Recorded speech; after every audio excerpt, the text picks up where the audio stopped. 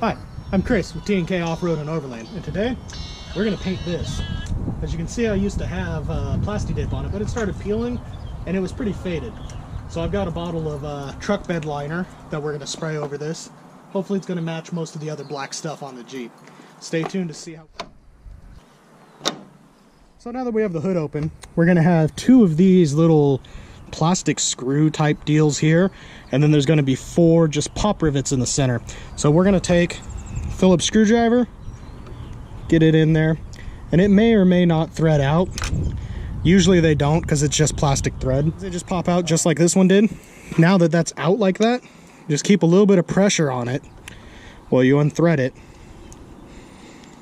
and it comes right out. They're kind of stupid, but that's what they hold in there.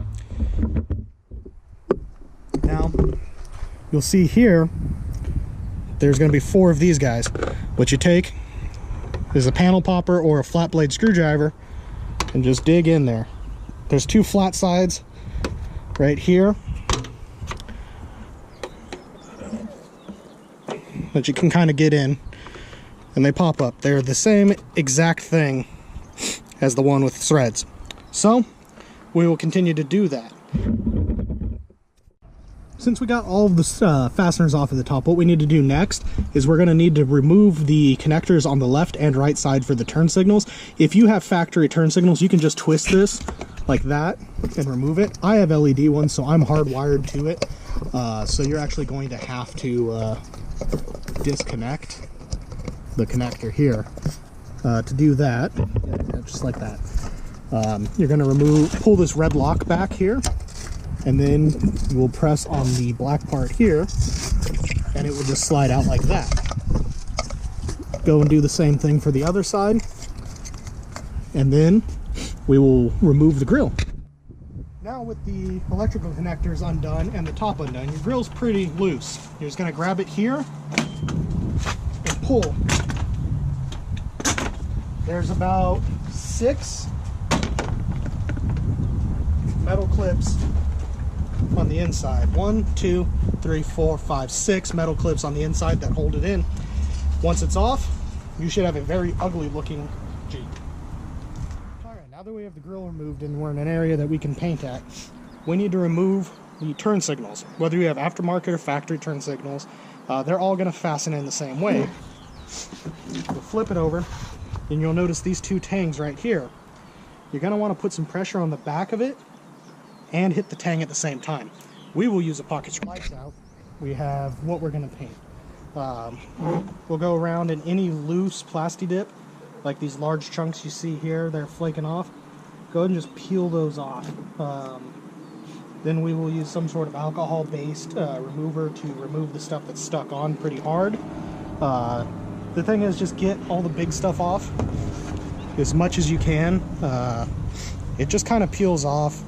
I used a pressure washer to get this as clean as it is now. Yeah. Now that we've gone over the whole thing with a rag and some sort of alcohol-based cleaner or acetone-based cleaner, we've gotten 99% of it off. The only thing that didn't really come off is some inside here where the turn signals will go, and the E's on the Jeep logo. If the Jeep logos peel, no problem, they'll come off. I'll just get another set of logos from the Jeep dealer, or not, I don't know. But we went over it again with a clean rag with the acetone-based cleaner, so everything is now nice and clean and dry. There's no road grime on it. Everything's pretty much cleaned off that's going to flake. So what we're going to do now is we're going to spray it down with black duplicolor truck bed coating. This has a black texturized finish. We're going to shake this up a bit. We're going to put on a couple light coats of it. We're going to let it cure and hope it turns out good. Alright, so after about a few hours of curing time, this is what we have.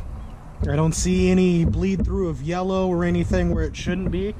So now we're going to reinstall the turn signals just exactly opposite of how they were removed. Alright. Now that we're ready to go back together, we will take our grill, we will set it in place. Those 6 tabs I was telling you about before, just make sure you lined it up super easy. There's a centering tab in the center. Just push.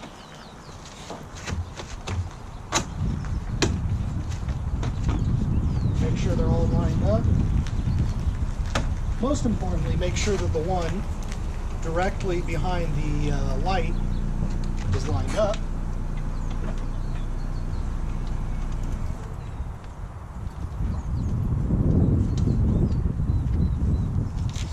Make sure you're plugging in connectors. Put your push pins back in and be done with the job. Alright, so as you can see, here is the finished product. I did miss a couple spots that may need to touch up again after looking at it full in the sun, but it looks alright.